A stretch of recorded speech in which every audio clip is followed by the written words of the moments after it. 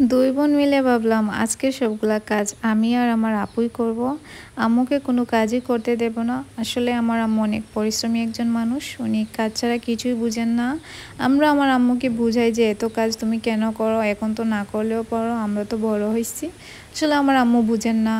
আসসালামু আলাইকুম গাইস, কী অবস্থা সবার? আশা করছি আপনারা সবাই ভালো আছেন, আমিও আল্লাহর রহমতে ভালো আছি। তো আপনাদের জন্য নিয়ে আসলাম আমার আরও একটি ব্লগ। আর কে কোথা থেকে আমার ব্লগটি দেখছেন অবশ্যই কমেন্ট করে জানাবা। আর আমার ব্লগ আপনাদের কাছে কেমন লাগে সেটাও কমেন্ট করতে ভুলবেন না।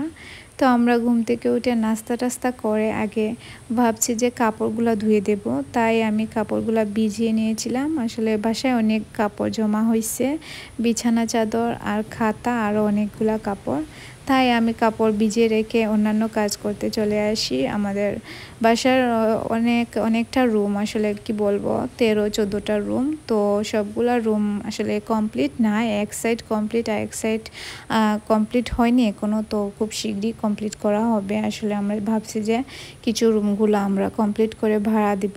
আর আমাদের একটা মিলও আছে, ওখানে অনেক মানুষ থাকেন, ওরা অন্যান্য বাসায় ভাড়া থাকে। তো ভাবছি যে আমরা আমাদের রুমগুলো যদি ঠিক করে দিই তাহলে ওনাদের জন্য সুবিধা হবে, আর এরকম করে মানুষের বাসায়ও যেতে হবে না, যেহেতু আমরা ওদেরকে ভাড়া দিছি। তো এটা একটা ভালো সুবিধা আর কি, তাই আমরা ভাবছিলাম। আর আমি কাপড়গুলা ভিজিয়ে রেখে এসেছি রুমগুলা গুছাতে গুছাতে আমি আর আমার আপু মিলে আমরা বলছি যে আম্মুকে, আম্মু তুমি আজকে সারাদিন রেস্ট নিবা, কোনো কাজই করবা না, আমরাই সব কাজ করব। আমার আম্মু হাসছেন, বলছেন তোমরা এরকম করে পারবে না। উনি বারবার বলছেন যে কাপড় যে ভিজিয়ে রেখেছি উনি গিয়ে হেল্প করবেন, এরকম বলছেন।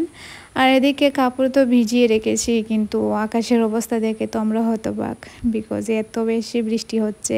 আমি বৃষ্টির মধ্যেও গিয়েছি ছাদের মধ্যে। এখন তো আর একটু বড় টেনশন, কারণ এতগুলা কাপড় আমি কোথায় রোদে শুকাবো, রোদও তো নেই। তো আমি কিভাবে শুকাবো এত কাপড়? তো আম্মু বলছেন যে চিন্তার কোনো কারণ নাই, আমাদের তো রুম আছে, ওইখানে আমি একটা রশি দিয়ে বেঁধে দিব, তোমরা একটু কষ্ট করে কাপড়গুলা ভিজিয়ে শুকানোর জন্য রেখে দাও। বাতাসের সাহায্যে অবশ্যই কিছুটা হলেও কাপড় শুকাবে। তো একটু চিন্তামুক্ত হলাম, আর ভাবলাম যে এতদিন পরে ভাবলাম আমি আর আমার সবগুলা কাজ করব, কিন্তু একটা সমস্যা থেকেই যায়। তো আমাদের গাছের কাঁঠালগুলো দেখুন অনেক সুন্দর, খেতে আসলে অনেক বেশি মিষ্টি। আর এগুলোর সাইজটা দেখতে একটু কীরকম কিন্তু আসলে মাশাআল্লাহ কাঁঠালগুলো অনেক মজাদার, অনেক মিষ্টি, ভালোই লাগে। আর আমাদের অনেকগুলো মুরগি ছিল, কিছু মুরগি আমরা খেয়ে ফেলছি, আর একটাই রেখেছি আর কি। আসলে ওটা বাচ্চা ফোটানোর জন্য রেখেছেন আম্মু। তো কিছু ময়লা বাসায়ের মধ্যে ছিল আর কি, তেমন একটা না, খুব একটা না। তো আমি একটা লাঠির সাহায্যে এগুলা তুলছি। আম্মু বলছেন যে কি আমি একটা মানে কি ঝাড়ু বানিয়ে দিয়ে ওটা দিয়া পরিষ্কার করে ফেলবে। আমি বলছি যে না আম্মু, খুব একটা বেশি ময়লা না, আমি পারবো।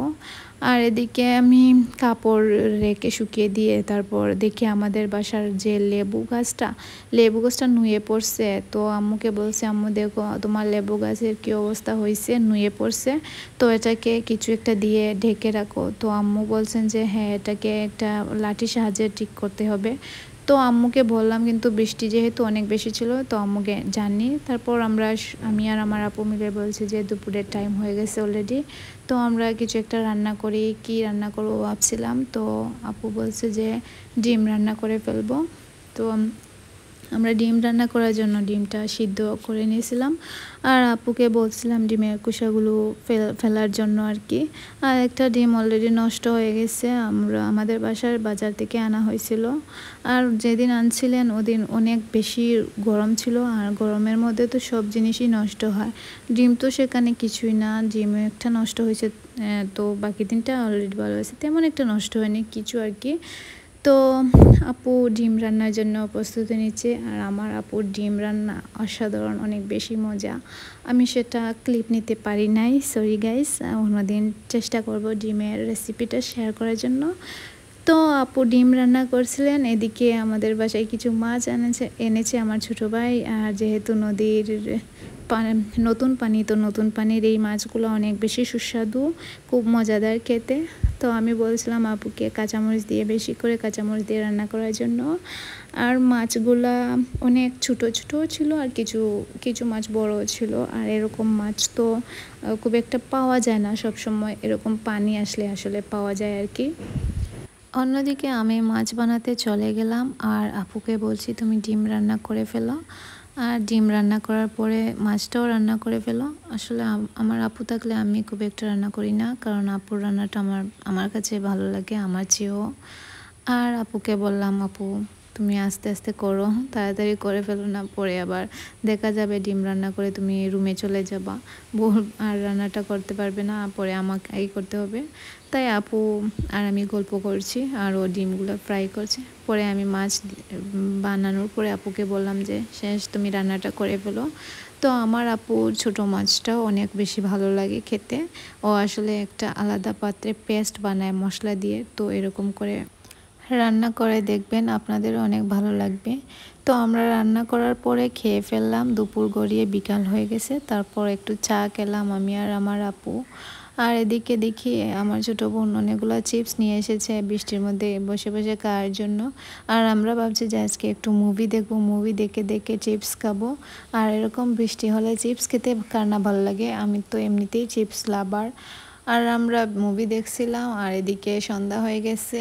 আর এত বেশি বৃষ্টি হচ্ছে যে ভাবছি যে এরকম করে মনে হয় আরও কয়েকদিন বৃষ্টি হবে, কারণ যে হারে বৃষ্টি হচ্ছে। আর ফেসবুকে ঢুকলেই তো দেখছি শুধু বৃষ্টি আর বৃষ্টি। তো আজকের মতো এখানেই শেষ, বাই।